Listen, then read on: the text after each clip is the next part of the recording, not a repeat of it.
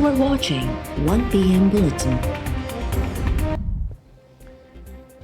Full court जोड़ण सां case लटकाइण खां सवाइ कुझु न थिए हा। असांजे अॻियां फुल कोर्ट जोड़ण जो को बि क़ानूनी जवाज़ पेश न कयो वियो। मौजूदा केस में फुल कोर्ट जोड़ण जी ज़रूरत नाहे। सेप्टेंबर जे ॿिए हफ़्ते खां अॻु जजिस दस्तियाब नाहिनि। सुप्रीम कोर्ट में डिप्टी स्पीकर जी रूलिंग ख़िलाफ़ दरख़्वास्त ते ॿुधणी दौरान chief justice Umar Ata बिंदियाल remarks ॾींदे चयो त छा सुप्रीम कोर्ट 17 मां 8 जजिस जी राय जी पाबंद थी सघे थी। अदालती बाइकॉट कंदड़नि एतिरो ग्रेस ॾेखारियो जो वेही कार्रवाई ॿुधनि था। मूंखे सुञाणींदड़ ॼाणनि था त पंहिंजो कमु इबादत सम्झी कंदो आहियां। आइन पढ़ण सां वाज़े थिए थो त पार्लियामानी पार्टी तरफ़ां मेंबर्स खे हिदायत ॾियणी हूंदी आहे। हिन सवाल जे जवाब लाइ वधीक कंहिं बि क़ानून जी दलील जी ज़रूरत नाहे।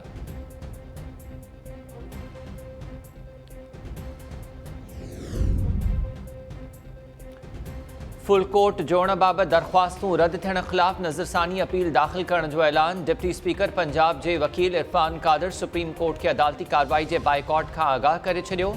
परवेज़ इलाही जी दरख़्वास्त ते ॿुधणी दौरान इरफान कादर चयो त मुंहिंजे असील हिदायत कई आहे त अदालती कार्रवाई जो हिसो नाहे थियणो। क़ौमी सतह ते अदालती कार्रवाई जो बाइकॉट हली रहियो आहे। फुल कोर्ट जे क़याम बाबति दरख़्वास्तूं रद्द करण वारी 3 रुकनी बेंच जे फ़ैसिले ख़िलाफ़ नज़रसानी अपील दाख़िल कई वेंदी। फारूक एच नाइक बि ॿुधणी दौरान चयो त PPP अदालत में पेश न थींदी। चीफ जस्टिस चयो त PP खे त केस में धुर ई न बणायो वियो आहे। फारूक एच नाइक साहब तव्हां गुज़िरियल ॾींहुं अदालत जी सुठी मुआमलत कई।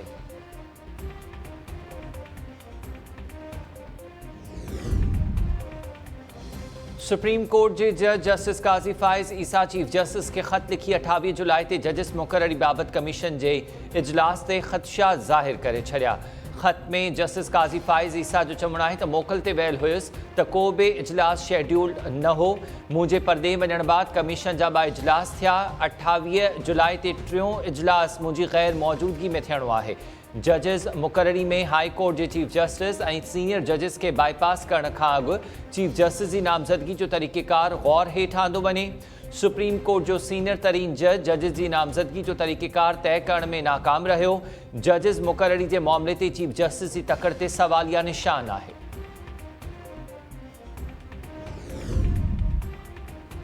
खीरथर जाबलू पट्टी ते बरसात बाद नई गाज में पानी जो चाड़ जारी। नई गाज 22 फुट वही अचण बाद आपाशी खातो अलर्ट। RD 50 वटि पानी जे चाड़ खे मुंहुं ॾियण लाइ गरी मशीनरी तलब। गाज जो पानी भरपासे मौजूद केतिरनि ई ॻोठनि खे घेरे में आणे छॾियो। हाजी ख़ान ब्रिगबाला ऐं वाही पांदी वटि गाज जो पानी ओवरटॉप थियण लॻो। पानी जे तेज़ वहकरनि सबबि रोड मुख़्तलिफ़ हंधनि तां टुटी वियो। काछो में ॿोॾ वारी सूरतयाल बावजूदि इंतज़ामिया हरकत में न आई। काछो जो जोही ऐं दादू शहर सां ज़मीनी राब्तो काटा थियण सबबि सवें ॻोठनि में ख़ुराक सूदो। ॿियो बुनियादी सामान खुटी वियो। गैस्ट्रो बुख़ार ऐं चमड़ी जूं बीमारियूं बि वधण लॻियूं। बरसाति ऐं नयनि जे पाणी में फाथल काछो वासियुनि तरफ़ां तुर्त रेस्क्यू ऐं रिलीफ ऑपरेशन शुरू करण जी अपील।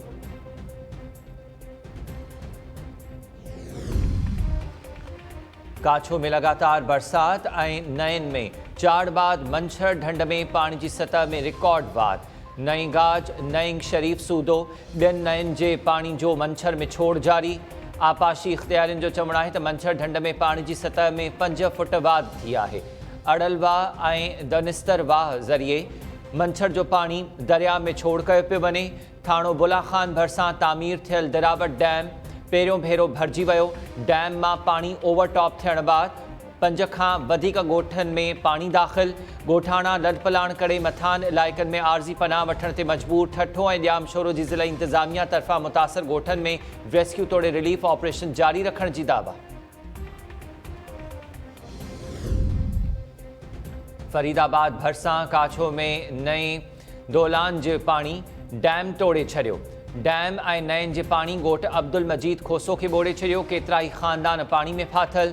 शाह गोदड़ियो मोझड़ छिटो मीरवाणी ऐं सॼण मीरवाणी सूदो। ॿिया केतिरा ई ॻोठ ॿुॾण जो ख़तरो। रस्ता पानी हेठि अचण सबबि काछो जे केतिरनि इलाइक़नि जो फरीदाबाद मेहड़ ऐं केन शाह सां ज़मीनी राब्तो काटा। कंबर ज़िले जी जाबलू पट्टी में गजगोड़ सां बरसातुनि बाद नयूं तार वही आयूं। मक़ामी माण्हुनि जो चवणु आहे त मुख़्तलिफ़ ॻोठनि में माण्हू पाण खे बचाइण लाइ वणनि ते चढ़ी विया आहिनि। इंतिज़ामिया फाथल सवें ॻोठाणनि लाइ रेस्क्यू ऑपरेशन शुरू न कयो।